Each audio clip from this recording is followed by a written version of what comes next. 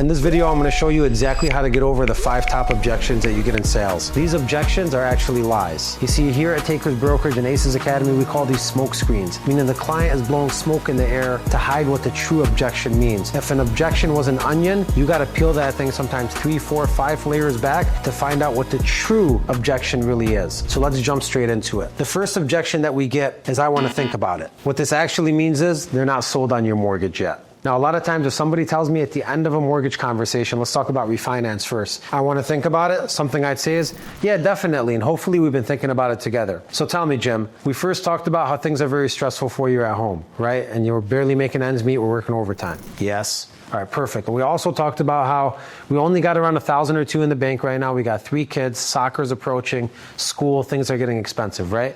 Yes. And lastly, we talked about how this credit card debt is really chewing away at your money every single month. You're paying mostly interest on all of these debts. Is that right? Yes.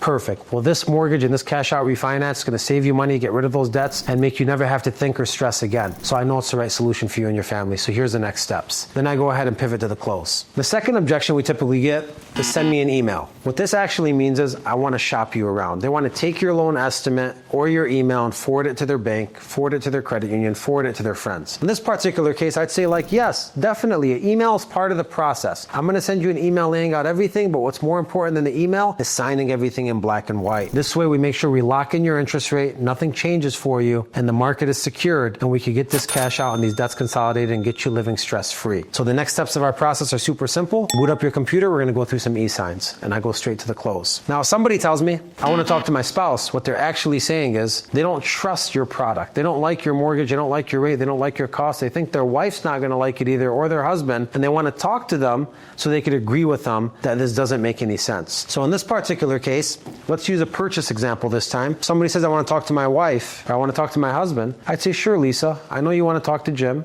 Let's just make sure we're on the same page here. You initially told me that you guys just had your 3rd kid and the house is getting a little small. Would you and Jim agree on that, you think? Yes. You also told me that Jim's been telling you he wants to have a spot for him and his guys to chill, like a man cave, right? And you want to get that. Yes. And lastly, you told me that you found the perfect house that accomplishes all of this for you, right? Yes. Beautiful. So talking to Jim, I say, let's surprise Jim and show him that, hey, we found the perfect house. We're going to get these kids a bigger space to play with. We're going to get you a space for your boys. You think Jim would like that? Of course, he'd love it. So we're definitely going to get him involved and make sure he's on board. Check.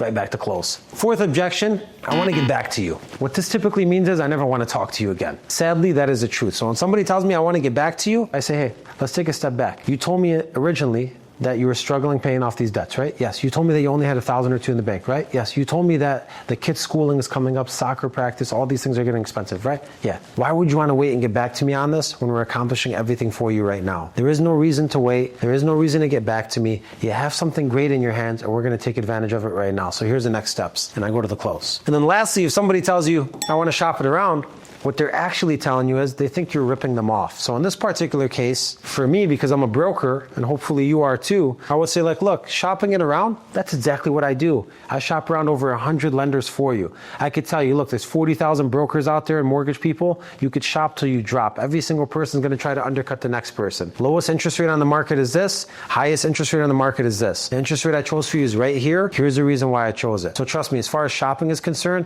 I could shop this for you all day long, and I already did. You're getting the best deal. The most important thing that we're doing for you is A, getting rid of those debts, B, helping you out with Bobby's soccer camp and getting the schooling ready and those expenses, and C, having you stop working overtime. So trust me, as far as shopping is concerned, you're getting a great deal, and more importantly, a better life. So here's the next steps, and I go to close. Now I know what you guys are thinking. You guys are thinking, what if I get another objection after I try to close them? And that's exactly what happens. And that's exactly what we want to happen. And that's what gets rid of the smoke screen. So let's say they say, I want to think about it, and I'm like, yeah, sure, we thought about it together. Number 1, things are tight for you right now. Yes, right? Number 2, we only got 1,000 or 2 in the bank. We got 3 kids at home, right? Yes. Number 3, school, basketball, soccer's coming. These things all take on additional expenses that we're not ready for. Is that right? Yes. So we thought about it together. It's definitely a great deal. But then they're like, okay, yeah, you're right about that, but I definitely want to talk to my spouse. Now the smoke screen, you got another objection out of them. You peeled the onion back 1 layer. I'll say beautiful. So do you think your spouse would be happy with A, getting the kids more money for their schooling and sports, B, getting rid of these debts, C, having some flexibility and breathing breathing room? And they'll say, yeah, I think she will, but I want to make sure I'm getting the best deal.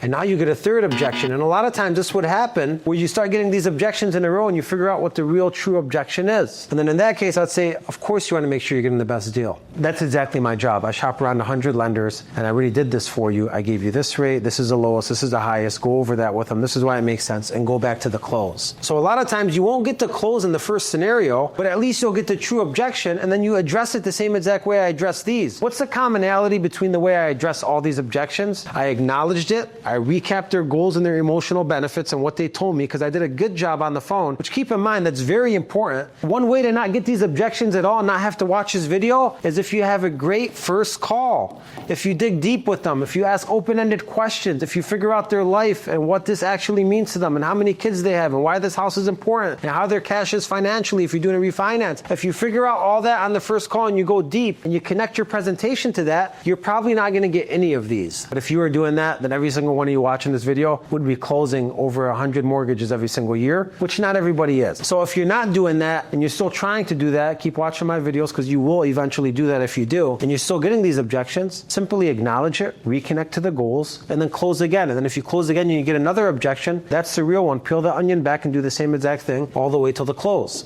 And if for any reason at all you can't close, you keep following up using the same formula. Emotional goals, why this makes sense, and let's go ahead and close this. The main takeaway from this video is obviously that objections are lies, so don't take them at face value. Get the underlying value behind them and figure out what they actually mean. And number two, the way you respond to objections is acknowledge it, go back to the goals and why this makes sense, and close again. If you use these tips, you're going to double your sales. So what I want you to do for me right now, if you're not in ACES Academy, acesacademy.com, log in. We got a sales training community with weekly live calls and training, books, templates, playbooks, leadership, same exact thing. And we're doing calls every single week. Get inside this academy and let us help you increase your sales. Lastly, if you like this video or you know anybody else in mortgages, like, subscribe, and share it with them. We're doing this for you. Thank you guys for being here.